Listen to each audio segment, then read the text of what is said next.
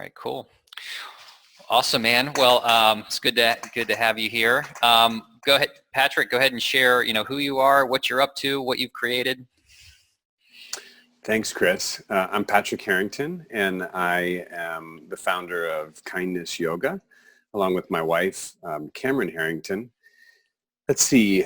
I started with yoga businesses in 2001 in Cherry Creek North in Denver, Colorado, with a single studio. And we've gone through a few name changes during that time, and we started off as Yoga Energy. And we were that way until about 2007 or so, and when we became Vital Group, and that stayed strong and a wonderful learning opportunity until 2010, when I started dating my now wife, Cameron, and we ended up splitting from the other two studios and became Kindness Yoga. And so Kindness Yoga has been around since 2010. And let's see, since 2010, we have opened 7 studios. And so we have our 8th is under construction right now, so not quite 7 opened. And we have about 150 teachers at this point. Differences with our studio compared to other studios is that all of our teachers are employees. So that's been a really cool process that Chris helped us out a lot with. And now my wife and my 2 daughters, one 5 and one 3, are living in Costa Rica. And I am supporting the running of our business in Denver, Colorado. And this is our 2nd year in Costa Rica. And a lot of that has been kudos to our work with Chris Wise and really getting our team into a place where they can do that independent of me. And what's more, I think something that Chris really helped me with is actually cutting the ties of my own need to hold on to some things that, quite frankly, it was time for me to let go of. And so, we're loving living the bi-coastal lifestyle, and our team is rocking and rolling and really up to some amazing things. Awesome. Thank you. And as we work together, one of the big themes or things that I saw shift in our time together was really shifting from a family business really into corporate excellence. Can you talk more about that and what occurred for you in that? Yeah, for sure. I think I was in a lot of ways a kind of a typical operator, entrepreneur that really wanted to have their passion and a skill set that they're good at, in this case yoga, really wanting it to be a way of supporting myself as a job and a career. And so, having been an entrepreneur my whole life, it just made sense to start teaching at other studios when I first started teaching in 2000 and 2001, and looked at different models that were out there, and then had an opportunity to purchase an ongoing entity, Yoga Energy, in 2001, and just kind of jumped in and didn't know about running businesses really my whole life up until that point.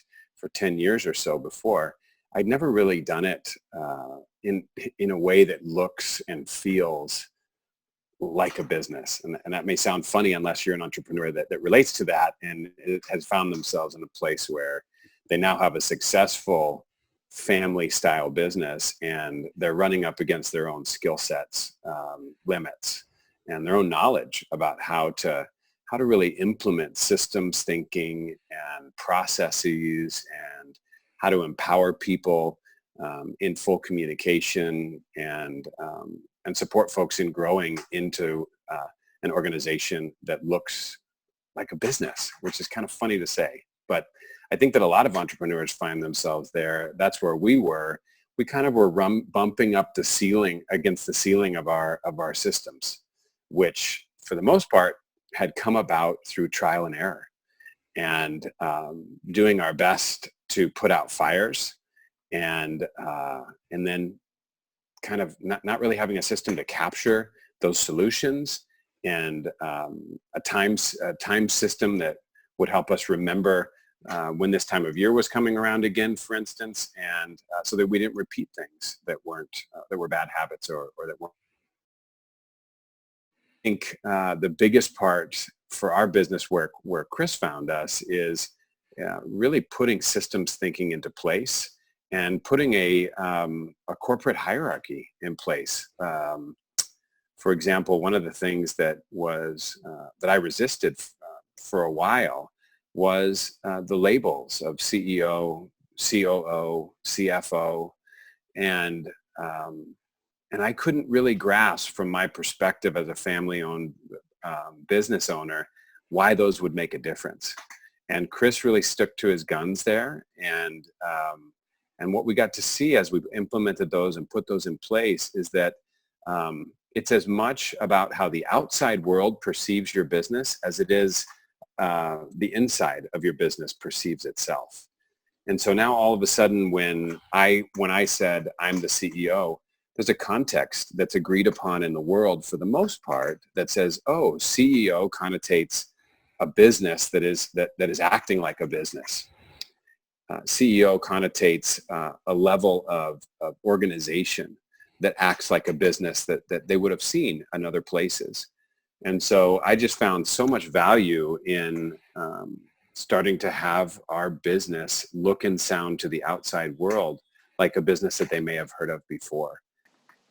That's just one example of out of many that I could give where in our work with Chris, he really helped us to put in place a foundation of business principles, defining different areas of our business and really defining the different people that are running the business itself.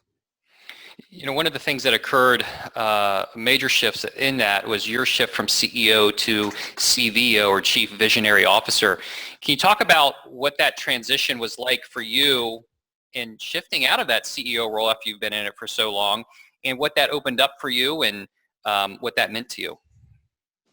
Yeah, thank you. What a gift that shift is to principally myself and my family, but also just to my team, because I think, again, like a lot of entrepreneurs whose skill set is, taking a calculated risk, believing in themselves, and jumping into business, jumping into a good idea, jumping into a passion of theirs, that was in the business. But from the standpoint of an ongoing running of a growing entity, it's simply not my skill set. It's not my highest and best use. And despite being in that role for many, many years and continuing to see growth over those years, it was time for me to step aside and put the details of the day-to-day of what is now a much bigger entity than it has been for the majority of the time I've been in the CEO seat, over to, in this case, Ellen-Kay, a manager that has really been groomed for that position over the last 5 years. And she loves the details. She's very organized in her thinking. And those are things that a CEO, I think, needs, and something that I didn't have. And so as Chris helped me and the team to really see that was a step that was necessary in the process, I actually got to feel a lot of relief, because I just didn't realize how hard I was trying to be something that maybe at a very foundational level is just not who I am. Yeah, one of the best parts has been out of CEO has been able to mentor the young people, in this case, young people that have taken over my role as CEO and have really stepped into these roles. COO and CFO really are the other two positions that we've put in place since me leaving. And it's amazing to just see how much better someone can do your job. It's just really a gift. And to go through that ego death, because it wasn't necessarily easy. I didn't relish it as much as I do now at first. I had a lot of my own personal relevance tied up in being the founder and CEO and the decision maker. And I realized that, I had been bumping up against the ceiling of my abilities for a long, long time. And consequently was having my team stretch a lot to support the business in a way that didn't really recognize what they were doing or who they were. And so this was a way of really acknowledging people that have been, for the most part, doing a lot more to run the business than they were getting credit for. And at the same time, moved me into that position of business owner, vision holder. And I'm grateful and excited for where I might point my energy. Awesome. One of the other big things that we put into place was these quarterly strategic meetings, and how that really set the pace for you're creating a growth methodology and setting the pace of growth. Can you talk about how you saw how that impacted the organization? Yeah, for sure. I think a couple of things that I want to mention there. Number one, the adoption of, in our case, Asana as a kind of project management, team management software was a big shift that you also were a strong advocate for, Chris. And that gave us a place to have everything in one area, and a level of accountability that became more public amongst the team. And that really supported people in stepping into and completing things on time. And I think that was the first step that was really necessary. And then the quarterly strategic meetings came into place. And for the first time, we were really looking at, not the first time, but in such a, organized way, looking at what do we want to accomplish in a block of time. And it has a beginning and an end. And throughout that process, we would notice, wow, what does it look like when we bite off more than we can chew? And before, if we'd bit off more than we can chew, it would just keep rolling, through months and months and months and months, and it wouldn't necessarily get addressed.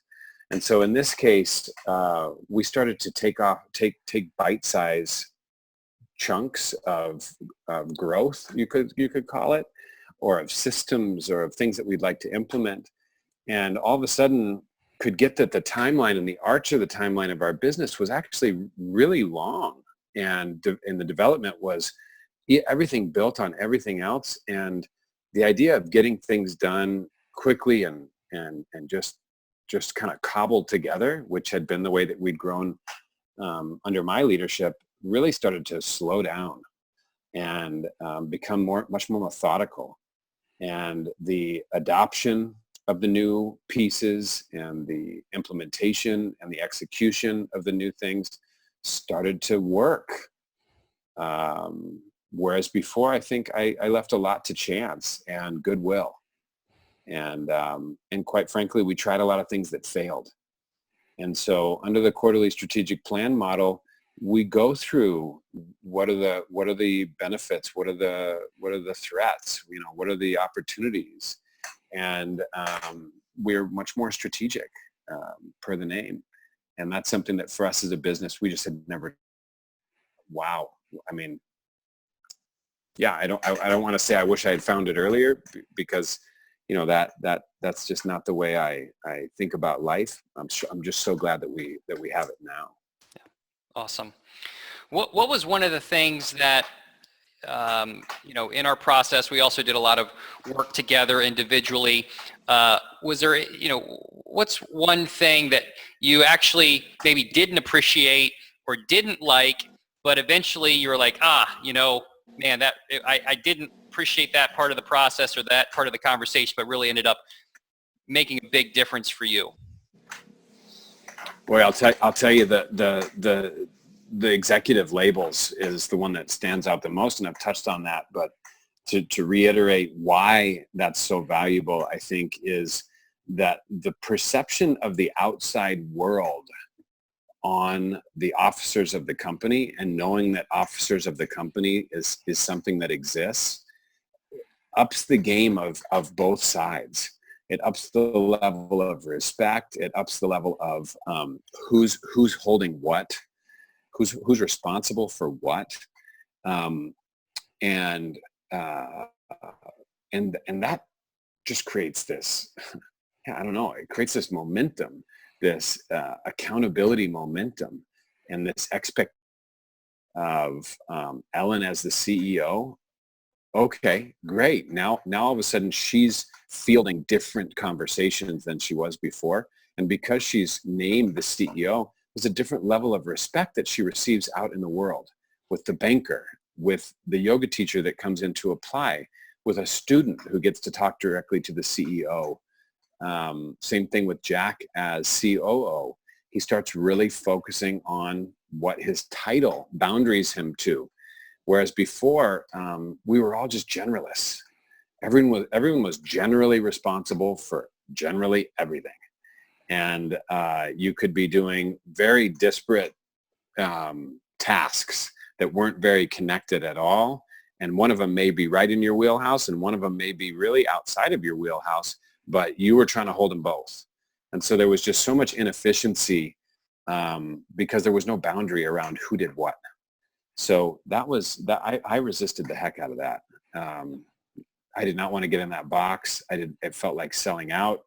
It felt like, just all the stuff that I have resisted as a business owner in the past and trying to keep myself free.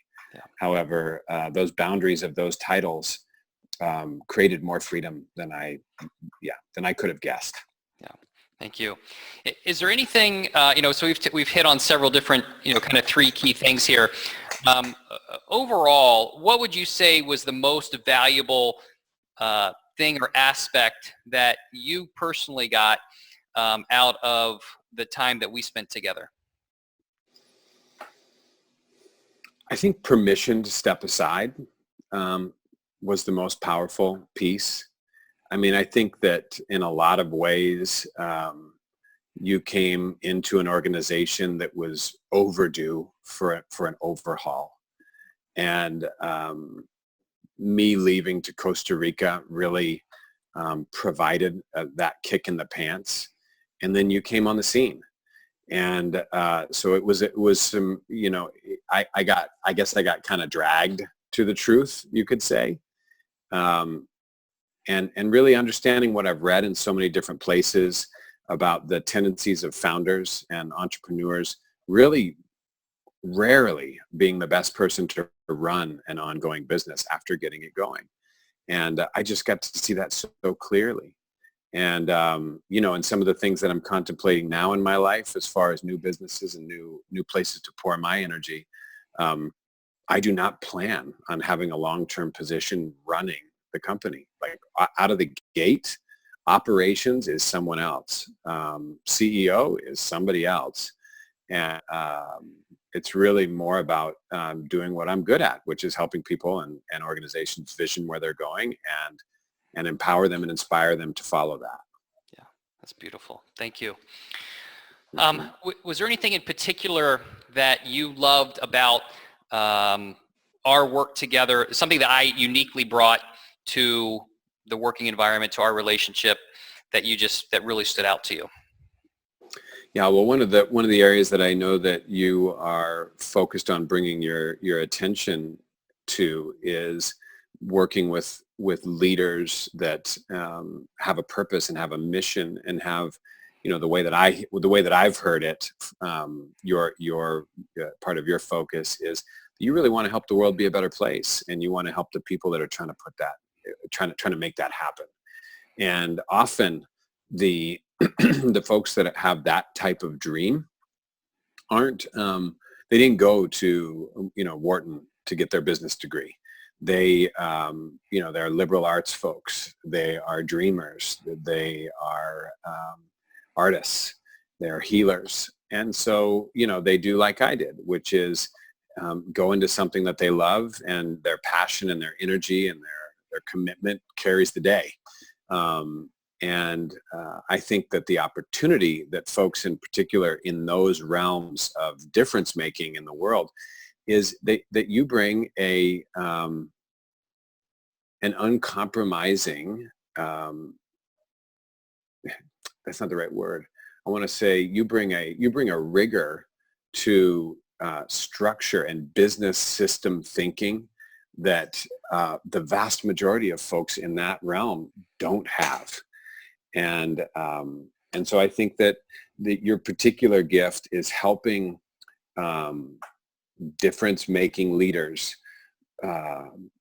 create boundaries within their business, and where it's the case that they need to hire expertise, give them permission to raise the money or use the money to put people that are experts where they're not in place. One of the things that comes to mind as I say that is, I think you would have had us fire our former CPA firm much earlier, months, maybe, 8 months before we actually did. And, that was our lesson to learn in the face of your request to really look at that relationship. And I think that that was necessary. Like, we could not be going where we're going today without this new CPA firm in place. And so, yeah, I think that, Chris, I don't want you to ever lose that deep commitment to business structure and seeing the freedom and explaining and expressing the freedom that someone like me, a difference-making entrepreneur, will get when they boundary their organization effectively. If you're considering taking your business to the next level, I would strongly consider signing onto a contract with Wise Profits, and I would encourage you to do it for a year's time. I would, out the gate, if you could, commit to doing a year, because you're going to likely be uncomfortable with parts of the process, and you're going to be inviting somebody who's willing to work with you in a way that may be outside of your scope up until now, is going to suggest that may have your organization look very different than it's looked to you in the past, and may threaten some of the things that your ego has wrapped up in the way that you've done it up until now. And I want you to breathe and make that commitment for a longer period of time, so that you can go through your wave of excited and, challenged or, overwhelmed by the scope of the change that's coming. But know that, if you keep your eye on the prize of the difference that that you can make as an entrepreneur, and the difference that that your organization is up to, and you exhale and you surrender a bit into the knowledge and the structures and the rigor that Chris is going to bring to the table, that you'll be going someplace that you couldn't go on your own. And that Chris will come in as a teammate and a partner to you, and really and be a safe place for you to disagree with, a safe place for you to get triggered with, and a safe place to have a transformation occur. It's hard to convey the scope and the depth of the changes in my life that occurred through working together. And I just want you to know that I, on a regular basis, in the past month, have found myself just really pinching myself and be like, what?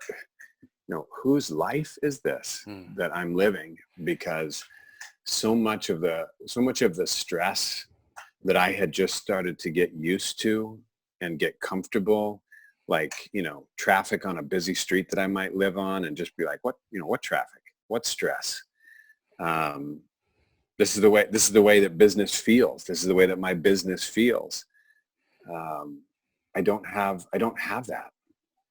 I'm so spacious in the way that I approach my business, because we helped to train the right people for the right roles, and that included myself. So I feel blessed with how much space and health, like healthy living I have in my world that is a direct result of the steps that we took together. Thanks, Chris.